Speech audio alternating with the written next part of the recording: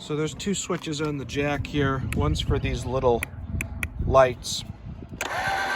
The other switch raises and lowers, obviously. There's also a spot up top here you can put a hand crank. So if you have no power, you can crank this jack by hand through that. If you go to crank this by hand, you also have to remove this black cap, and there's a brake that you have to release. Otherwise, you'll find when you put the crank in here, you won't be able to turn it. So if you ever have to run it manually, just remember to flip that brake. So this is in here, you got a couple things. That's your starter kit. I'll go over that with you in a second. And over on this side, you'll see the crank is in here. So this little crank here, this is for that front jack. And this little piece of metal on the end here, this is what you use to release the brake if you ever have to crank that manually. This longer crank here, this is for the stabilizer legs. So once this thing's parked, you can crank those down. You can also crank the slide out manually if you have no power. And I'll show you guys how to do that as we go around.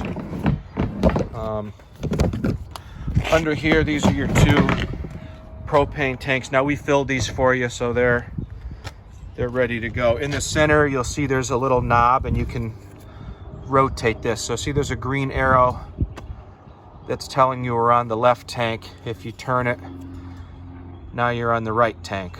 And in the center, you'll see it's green. So this little dot is green, and that tells you that you still have gas in the tank. But as you use this, once you use up, so in this case you're using this tank. Once you use all this gas, you'll see that's going to turn to red.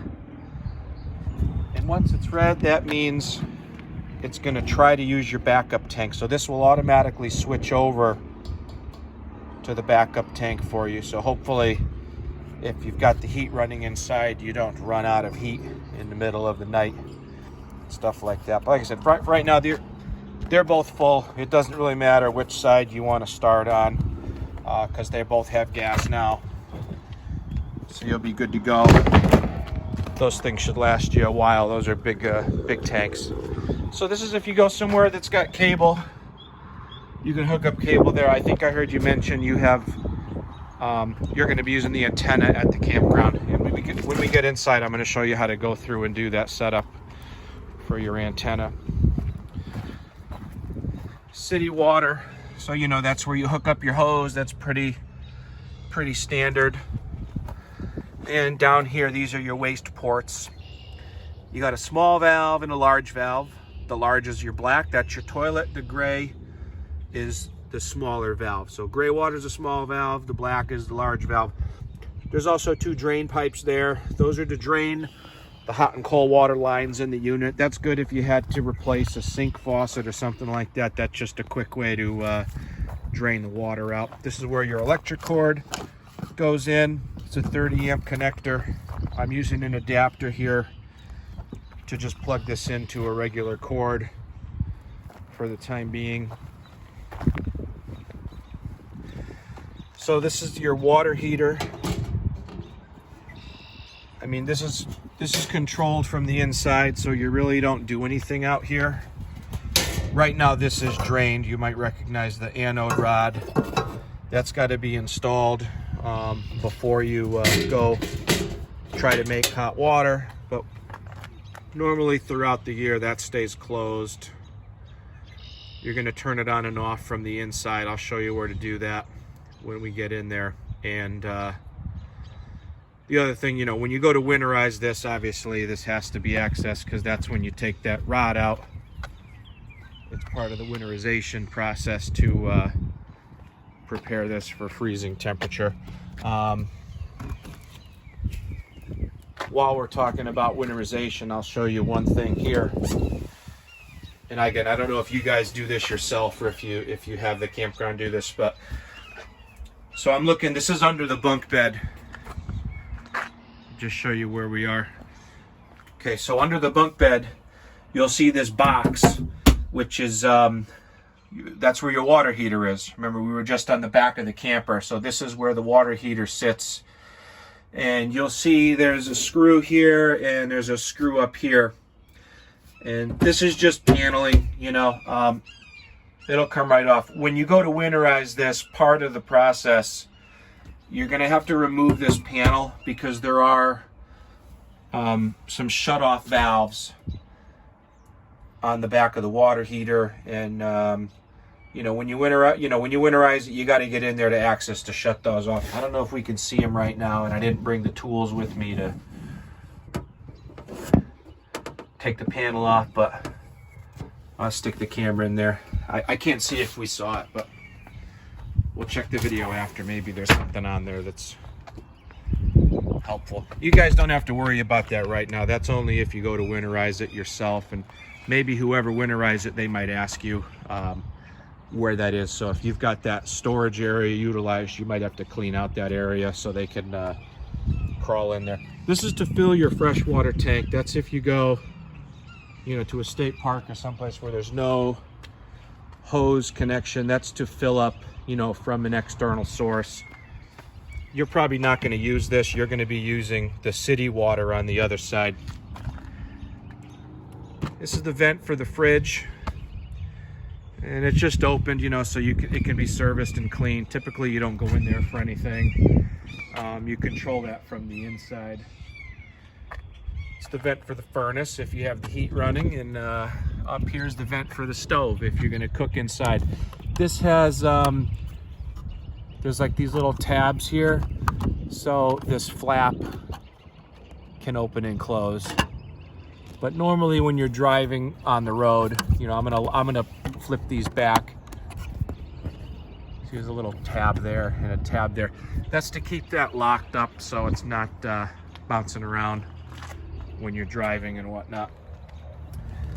So you have an outlet over here. This is if you wanted to hook up a TV outside your camper. That's where you'd hook that up. This hole, so there's a hex nut sticking out right there, you'll see on the frame. So that hole is where the crank goes. If you had to open and close the slide out manually, you can put the crank in through there, and that would open and close the slide manually. Again, if there's a power failure or something like that. All right, that's pretty much everything on the outside. We're gonna pause, we're gonna go inside. I'll be right back.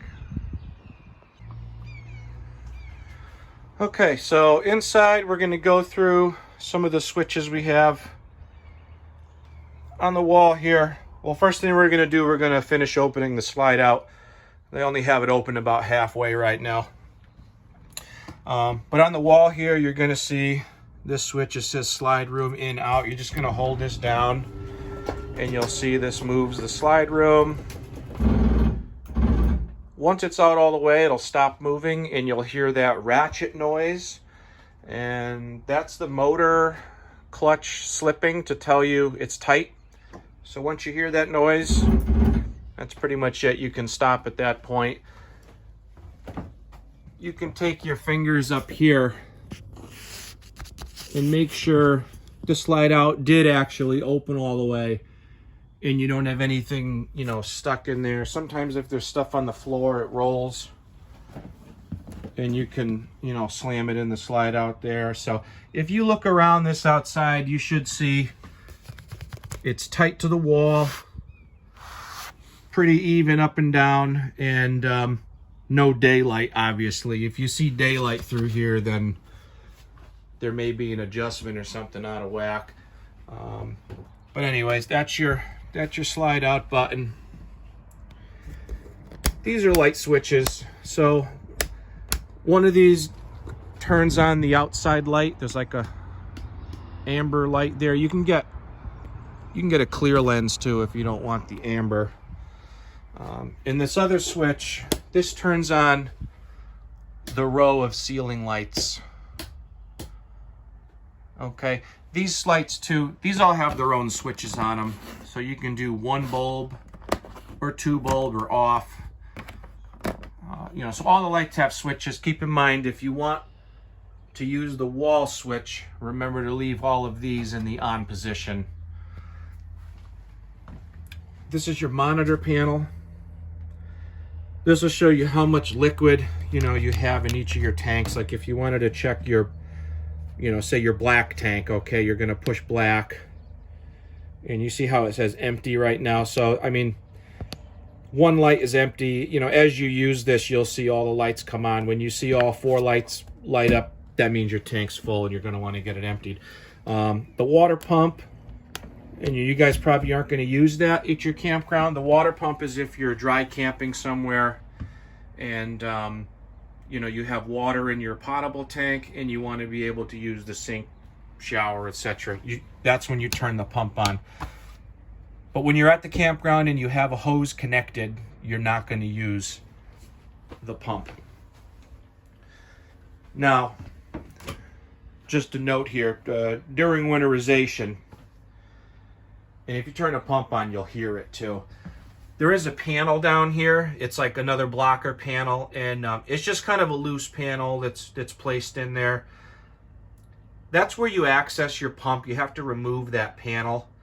And during winterization, again, whoever winterizes this, that's something that they are going to want to access. So make sure your cabinet's kind of cleared out so they can get in there, because there's a pickup tube that we use and it sucks the antifreeze into the system, and that's on your pump, which is under the sink behind that panel there. So just, you know, not that you guys have to mess with it, but I like everyone to know where it's located.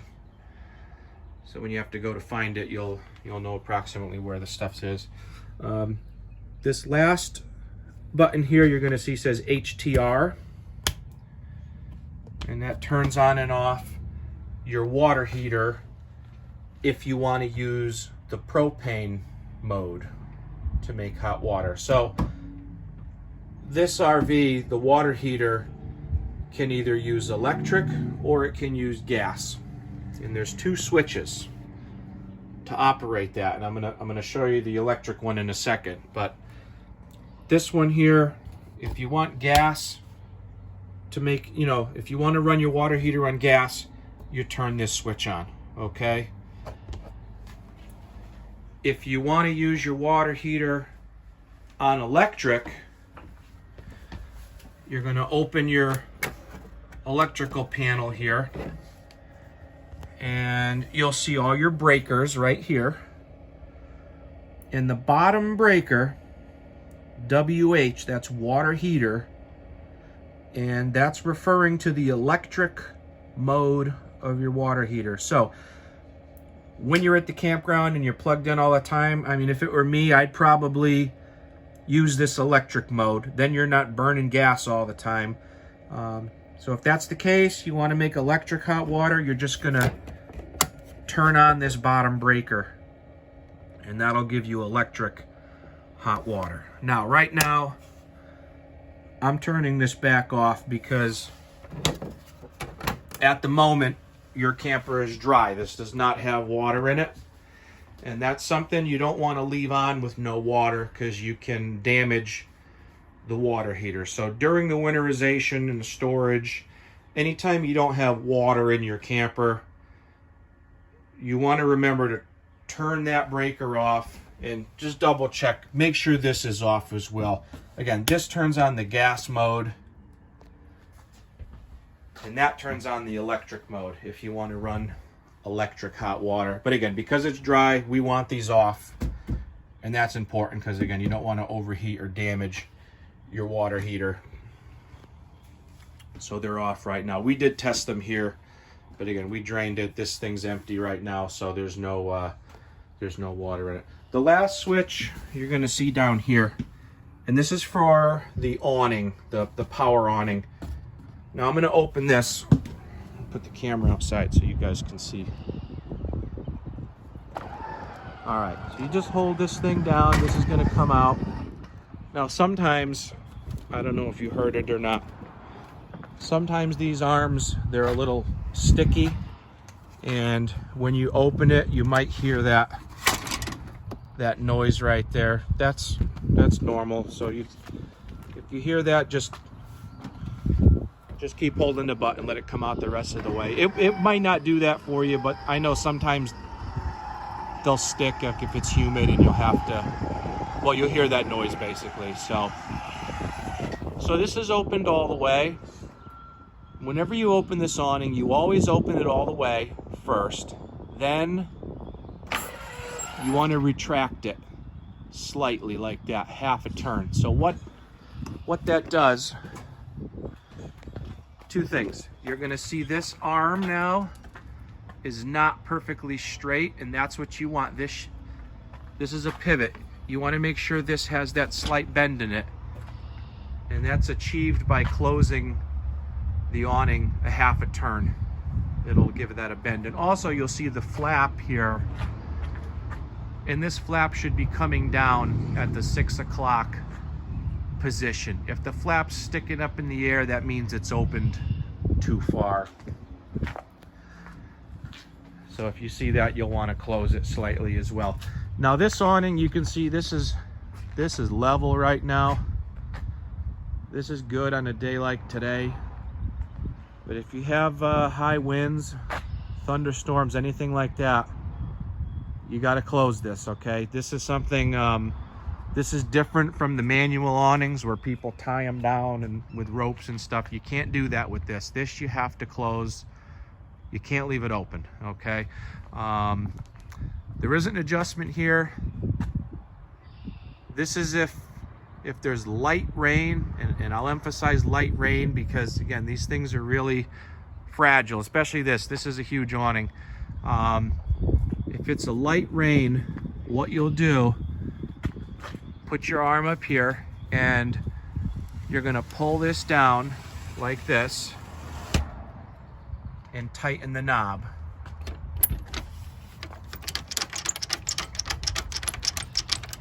And once that's tight, that's gonna hold the awning in a low pitch position. So now you can see the difference here.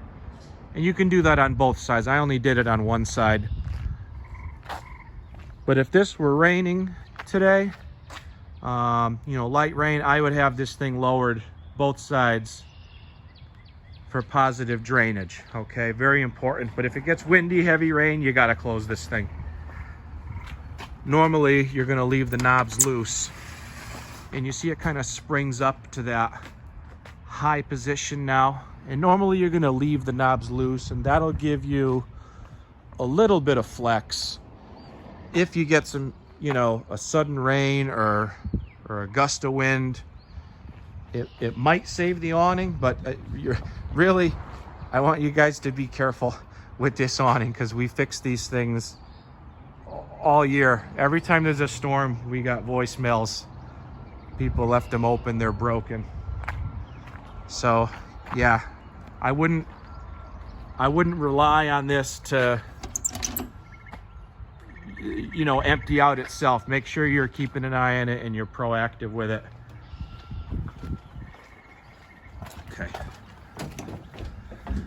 Okay, the rest of the stuff in here, you're probably quite familiar with.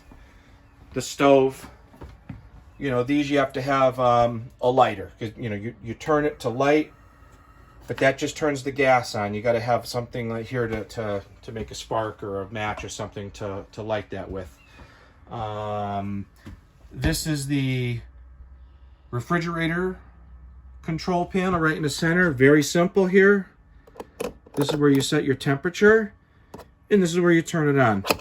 Auto is going to try electric first, and if you lose power, it'll go to gas. Pretty simple. You can manually switch it to gas too if you want, and you'll see that second light come on, but normally just leave it on auto. Let it switch itself.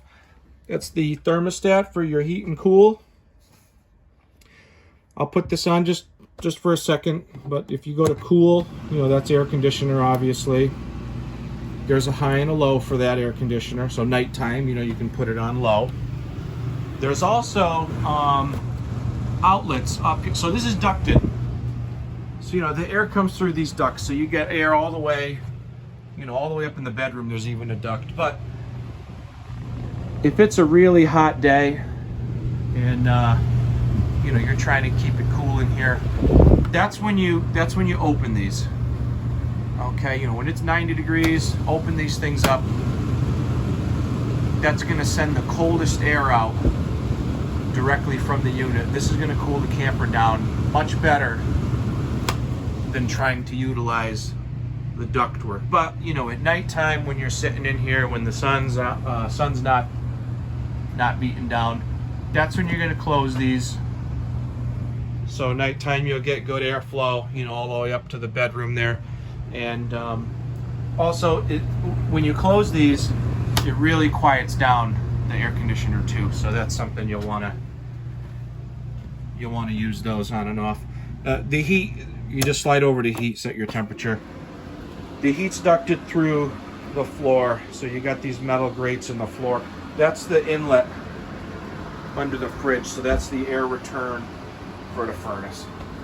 This is automatic ignition. I mean, really simple. Just turn it on, set your temperature, and it'll heat up really quick in here.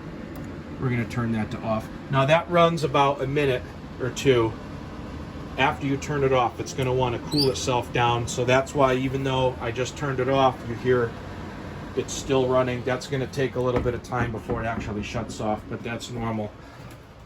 Okay, there's a GFI outlet here on the wall. And, you know, that's in case, you know, something gets wet, it'll shut off the electric power for you.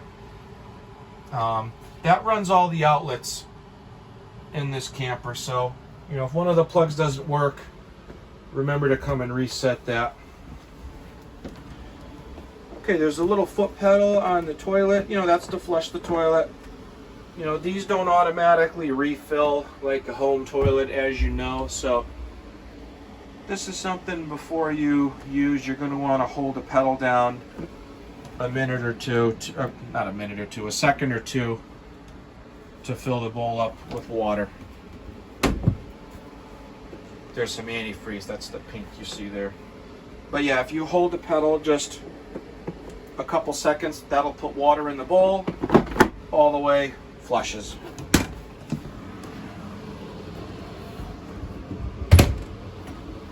Okay.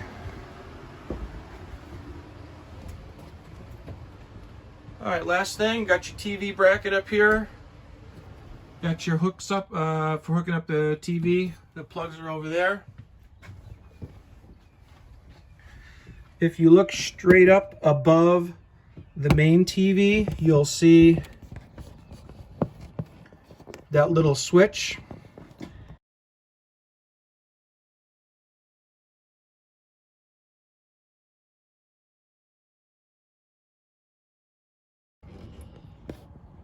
I think I heard you mention this the other day, but as you know, this turns on and off the antenna. So if you want antenna, make sure the green light's on. If you have cable, then you're going to shut that off. And, you know, as you know, these TVs, you have to run this auto scan on here to get this thing to work. So on the remote, on this one, there's a little button that says menu. So you're going to hit menu, and you're going to go over to where it says settings, and you're going to run this where it says tuner settings, and you're going to go down to where it says auto channel scan. Okay, that'll find all the channels that are local for you, put them into the TV. Okay. And the last thing is your radio here. So this has, you know, AM, FM radio. Workforce ready. Okay. If you want to sign up, So, Mike. okay, so right here you have your speakers, speaker zone. Now on this unit, C doesn't get used, but A is inside, and B is the outside speakers. So those are the two. You got A and B for the speakers here. A couple other things too. This also has, you can plug in down here if you want an external source. This also has a DVD player built in right over here. That's hooked up to your TV. So you can use this to watch DVDs if you'd like also. Okay. That's pretty much that, pretty simple. So if you guys have any questions, I want you to keep in mind. Okay, so when you guys are using this, if you come up with any questions or you need help with anything, just a couple things, you can obviously call us anytime. If we're closed, if we're not here, you can also email or you can also text our main number. I get all the texts on my phone immediately when we're not here. So if you're going through at night and you got a question like, how do I do this here?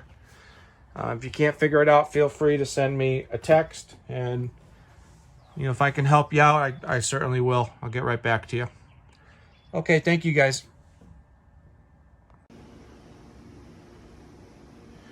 Okay, in the bucket is your starter kit, and I'll go over some of the items in here with you. So this is a wash and wax. This is used on the exterior. This is a non-abrasive cleaner. It's something that's safe to use on the roof, the awning, your car. It's a nice soapy cleaner to use to keep it looking nice. There's also some RV marine toilet paper. Now this paper is special for RVs because when it sits in your holding tank, it will dissolve. And that's to prevent clogging and to prevent fouling the sensor that tells you how much water's in the tank. So make sure you use RV marine paper when you're out camping. There's also a 25-foot freshwater hose, and this is just like a garden hose, except this is drinking water safe. This is what you use to put water into your camper. And this is a waste hose, so this is what's used to empty the camper. On the other side, remember where you had the cap, where your black and gray valves are. You take the cap off, this screws on, the other end goes into the port in the ground. This is the electric adapter. This goes on the end of the cord, and this converts from a camper plug, which is a 30 amp, down to a 15 amp, so you can plug this in at home or with an extension cord if you need to. Inside this bag are 4 pouches or 3 pouches of the chemical for the toilet. And before you go camping, you take 1 pouch, you flush it down the toilet, and that stays in your holding tank while you're camping. The last item is the water pressure regulator. This screws on to the faucet at the campground before you connect your hose. And that's to limit the water pressure coming into your camper so that it doesn't damage anything inside the unit.